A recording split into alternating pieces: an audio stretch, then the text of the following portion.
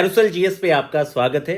मित्रों, आज का जो टॉपिक है आपके लिए बहुत महत्वपूर्ण है। खास तौर पे आप जीएस के सेक्शन में और आपके निबंध दोनों ही पॉइंट ऑफ व्यू से ये बहुत ज़्यादा महत्वपूर्ण है और इसमें हम लोग बिहार और यूपी दोनों के संदर्भ में बात करेंगे। देखिए, वाटर स्कैरसिटी जो जल संकट है, जल की कमी है, ये बड़ा इंपॉर्टेंट विषय है और इसी तरीके से कई सारे ऐसे विषय हैं, लगभग 25 से 28 ऐसे विषय हैं जो आपको निबंध के तौर पे या फिर आपको जीएस जो आपका GS2 का सेक्शन है बीपीएससी का, या फिर आपके जो GS3 का सेक्शन है यूपी पीसीएस में, यहाँ पे बड़ा महत्वपूर्ण हो जाता है ये टॉपिक। देखिए, सबसे पहले सीधे पॉइंट पे हम इसके मेन पॉइंट्स देखते हैं कि आखिर पानी की कमी के मुख्य कारण क्या है, उसमें कौन सा ऐसा डेटा फैक्ट्स है जो हमें इस्तेमाल करना चाहिए, इसके कुछ केस स्टडी और इसका जो सॉल्यूशन है क्या है, और इसके संदर्भ में बिहार में क्या स्थिति है वर्तमान में, और इसके संदर्भ में जो यूपी है, यूपी में क्या मतलब प्रोग्राम चल रहे हैं, किस तरीके से इस पर काम हो रहा है। देखिए मित्रों, वाटर स्कैरसिटी पानी की कमी के मुख्य कारण में सबसे पहले आता है कि प्रति व्यक्ति जल उपलब्धता में गिरावट देखी जा रही है। आप एक बार चार्ट बना सकते हैं लास्ट 2 to 3 ईयर्स का। जैसे मान लीजिए यहाँ पर आपने एक बार चार्ट बना दिया कि 1951 में यहाँ पे कितना है और इसके अकॉर्डिंग आपने 2021 में दिखा दिया। इस तरह से आप ये एक बार आपको बनाना चाहिए, यह आपको अच्छे अंक दिलवाएगा। तो प्रति व्यक्ति जल उपलब्धता जो 1951 में 5177 क्यूबिक मीटर थी, ये 2021 में आपकी 1486 क्यूबिक मीटर हो गई है। ठीक है, तो ये काफ़ी कम हुआ है, इसको डेटा दीजिए।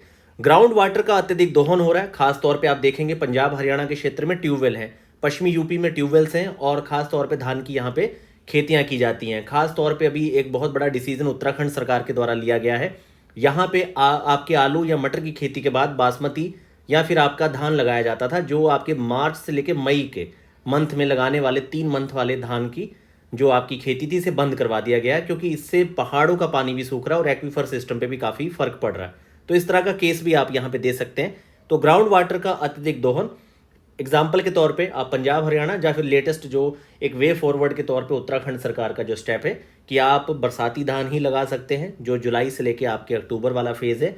आप इधर आलू मटर की जगह मार्च से लेके जून वाला धान नहीं लगाएंगे, और ना ही गेहूं के बाद भी पंतनगर जो आपकी यूनिवर्सिटी है उसने कई सारे 60 दिन में 65 दिन में तैयार होने वाले धान की कई सारी पैदावार तैयार कर दी थी, उन पे भी रोक लगा दी गई है कि आप आलू मटर की जगह जो है धान नहीं लगाएंगे। ना ही आप गेहूं की कटाई के बाद जो आपका मई जून में जो और 15 जुलाई तक धान की मतलब पैदावार की जाती थी, उन सब पे रोक लगा दी गई है। तो भूजल का अत्यधिक दोहन, इसमें आप एग्जाम्पल दीजिए पंजाब हरियाणा क्षेत्र का, या फिर यहाँ पे उत्तराखंड या फिर पश्चिमी यूपी के क्षेत्र का। और भारत दुनिया में सबसे ज़्यादा ग्राउंड वाटर लगभग 25% निकालता है, जिससे जल स्तर तेजी से गिर रहा है क्योंकि पॉपुलेशन बहुत ज़्यादा है। असमान जल वितरण है। अब राज्यों में भारी पानी की कमी है। राजस्थान, गुजरात, पंजाब देखा जा सकता है कि जो आपके ट्यूबवेल हैं, समर्सिबल मोटर्स हैं, ये आप ये देखिए कि लगभग 300 साढ़े 300 फीट पे पानी चला गया है, जबकि यही तराई क्षेत्र या बाकी सारे क्षेत्रों में 40 फीट, 25 फीट, 50 फीट तक है। तो ये असमान जल वितरण भी एक है। जल स्रोतों का प्रदूषण हो रहा है। आप गंगा को देख सकते हैं कानपुर में, यमुना हिंडन को देखिए आप एनसीआर के क्षेत्र में, गोदावरी जैसी नदियाँ, उद्योग हो गए, सीवेज हो गए, धार्मिक गतिविधि, ये सारी चीज़ों के कारण भी पानी जो है जल स्रोत आपके प्रदूषित हो रहे हैं। जलवायु परिवर्तन का प्रभाव, अनियमित मानसून है, ग्लेशियर आपके मेल्ट हो रहे हैं, ग्लेशियर आपकी मेल्टिंग स्टार्ट हो चुकी है, ड्रॉट वगैरह जैसी समस्याएं बढ़ रही हैं। अव्यवस्थित जल प्रबंधन है, क्योंकि अप्रभावी जल संरक्षण और जल संचयन वाली आपकी विधियां हैं, पुरानी सिंचाई तकनीकों का इस्तेमाल है। आज भी सीधे ट्यूबवेल से पूरे खेत में पानी छोड़ दिया जाता है। कई सारी जैसे जो आपके मॉडर्न मेथड हैं, स्प्रिंकल मेथड है, ड्रिप मेथड है, इन सब का इस्तेमाल नहीं किया जा रहा, क्योंकि इन सब के इस्तेमाल के लिए सरकार का बहुत बड़ा बजट चाहिए, क्योंकि किसानों को आपको सब्सिडी पे या बहुत ही सस्ते दाम पे सारे पंप अवेलेबल करवाने पड़ेंगे। तो बहुत कम ही उपज में इस तरह का सिस्टम है भारत में कि सारी चीज़ें अवेलेबल करवाई जाएंगी, क्योंकि इसके लिए बहुत बड़ा एग्रीकल्चर का बजट भी चाहिए। तो थोड़ा संसाधनों को लेकर भी जो समस्या है, उसके चलते भी ये इसका प्रसार, और थोड़ा सा तकनीकी तौर पे जो किसान है उतना सक्षम नहीं है। और नई खेती जो होती है, कभी भी किसी भी नई खेती की मार्केटिंग एक सबसे बड़ा किसानों के लिए समस्या का केंद्र बिंदु रहता है, क्योंकि जब भी आप किसी क्षेत्र में जो आपके पूर्वज जिन फसलों को बोते हैं, अगर आप अचानक वहाँ पे कोई नई क्रॉप लेके आएंगे तो उसकी मार्केटिंग सबसे बड़ा इशू रहेगा कि भाई उसकी मार्केटिंग को लेके जो आपका बेसिक स्टोरेज और कोल्ड स्टोर से लेके सारी सुविधाएं होती है, वो विकसित होती नहीं है किसी क्षेत्र में। जैसे एग्जाम्पल के तौर पे अभी उत्तराखंड के उधम सिंह नगर में, जहाँ पे धान को आलू मटर की जगह बंद करवाया गया, मक्का की खेती को मतलब कि वहाँ पे प्रचलित किया जा रहा है कि मक्का की खेती आप बोइए, लेकिन मक्का खेती के लिए सप्लाई चेन मार्केटिंग वहाँ पे बिल्डअप है नहीं। तो ये एक विषय है। इसके अलावा देखिए अव्यवस्थित जल प्रबंधन हो गया, शहरीकरण, बढ़ती जनसंख्या। दिल्ली, मुंबई, बेंगलोर देखे जा सकते हैं कि कितनी जनसंख्या बढ़ चुकी है। अब केस स्टडी के तौर पे ये चारों केस आप याद रखिए, सीधा इसको कोट करिए। इसका आप एक अच्छा फ्लो चार्ट भी बना सकते हैं जिसमें आप चेन्नई जल संकट दिखा सकते हैं कि चेन्नई के मुख्य जलाशय जो हैं सूख गए हैं। लातूर महाराष्ट्र का क्षेत्र आप दिखाइए, यहाँ पर इसके कारण वाटर ट्रेन भेजनी पड़ती है पानी पहुँचाने के लिए, पीने के लिए। बेंगलोर की जल समस्या है, ठीक है, कावेरी नदी और जो आपके बोरवेल्स हैं इससे जल संकट यहाँ पे गहरा रहा है। पंजाब में गिरता भूजल स्टैंडर्ड 300 फीट तक पानी चला गया है। तो यहाँ पे जो आपके कई सारे क्षेत्र हैं राजस्थान के साथ टच वाले, वो सारे आपके यहाँ पे डेजर्ट में कन्वर्ट होते जा रहे हैं। समाधान क्या है? तो सब सीधा सा समाधान है कि वर्षा जल का सही स्मार्ट संचय करना पड़ेगा, जैसे कि राजस्थान के कई सारे क्षेत्रों में टंका मेथड है और कई जगह जैसे कि आपकी बावड़ियाँ तैयार की जाती हैं। शहरों और गाँव में इसे अनिवार्य बनाया जा सकता है, क्योंकि देखिए शिलोंग में इतनी वर्षा होती है तब भी प्रॉपर स्मार्ट वाटर मैनेजमेंट के चलते वहाँ पे पानी की किल्लत है। तो पूरा जो आपका वर्षा का जल है इसको संचयित करने की मॉडर्न तकनीक हमें विकसित करनी पड़ेंगी। प्रभावी जल सिंचाई तकनीक, जैसे कि हमने बात की थी ड्रिप और आपके स्प्रिंकल मेथड की। समुद्री जल का शुद्धिकरण, देखिए सऊदी अरेबिया के साथ हमारे देश के संबंध अच्छे हैं, तो सऊदी अरेबिया ऑलरेडी इस चीज़ को कर रहा है बहुत बड़े स्तर पे। तो हम लोग भी चेन्नई, मुंबई जैसे तटीय शहरों के लिए इस तरह का समुद्री जल का शुद्धिकरण जो है वो हम कर सकते हैं और हम तकनीक ले सकते हैं सऊदी अरेबिया से। गंदे पानी के शुद्धिकरण और पुनः उपयोग को लेके, तो शुद्ध किए गए पानी का उपयोग उद्योग और अन्य गैर पीने योग्य कार्यों के लिए किया जा सकता है। भाई पीने नहीं तो आप इंडस्ट्री के लिए, एग्रीकल्चर के लिए पानी यूज़ कर सकते हैं। वनों की वृद्धि और जल संग्रहण क्षेत्र का संरक्षण करना होगा।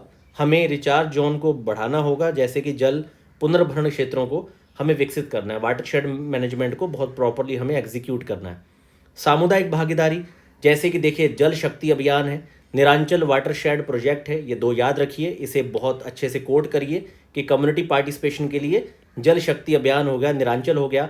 आप अपने क्षेत्र विशेष में कोई नाम जानते हैं, खास तौर पे जैसे बुंदेलखंड के क्षेत्र में यूपी के लिए और बिहार के क्षेत्र में जो आपका आहर वगैरह बनाए जाते हैं, उनके संदर्भ में जो आपके पास डेटा है वो आप जरूर कोड करिए, क्योंकि आप कुछ भी जो डेटा आपके स्टेट का भी आपके पास अवेलेबल है, आप जर्नल जीएस के प्रश्नों में भी उसे कोड कर सकते हैं। तो सीधी सी बात है, हमें स्मार्ट वाटर मैनेजमेंट, स्मार्ट जल प्रबंधन, संरक्षण और बेहतर सरकारी नीतियों का एक मतलब संतुलन बनाना पड़ेगा इस पूरी समस्या के समाधान के लिए। अभी हाल में एक बड़ा अच्छा केस स्टडी या डेटा है कि आपके बिहार के 14 जिलों में आहर जो हैं इन्हें बढ़ाया जा रहा है। लगभग आपका प्रत्येक जो आहर है ये 500 फीट लंबा होगा और ये बिहार के एग्रीकल्चर डिपार्टमेंट के द्वारा 1060 आहर बिल्डअप किए जाएंगे। कहाँ कहाँ पे? तो आपका नवादा में 210, पटना में 170, बाकी कुछ हमने बाकी जिलों का भी यहाँ पे आपको डेटा दिया है। क्योंकि इससे होगा क्या, वाटर कंजर्वेशन होगी, ग्राउंड वाटर जो है आपका रिचार्ज होगा, आपका इंश्योर होगा कि इरिगेशन फार्मर होगी, खास तौर पे जो आपका ड्रॉट अफेक्टेड एरियाज हैं जैसे रोहतास के, औरंगाबाद के, शेखपुरा के, तो यहाँ पे जो आपके सूखा मतलब ग्रस्त जो क्षेत्र हैं वहाँ पर सिंचाई हो पाएगी।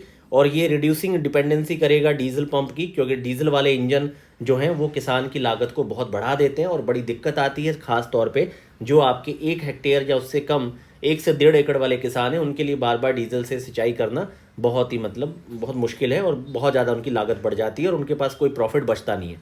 अगर बात करें उत्तर प्रदेश के जल संकट क्षेत्र की, तो देखिए यहाँ पर पहले आता है बुंदेलखंड क्षेत्र।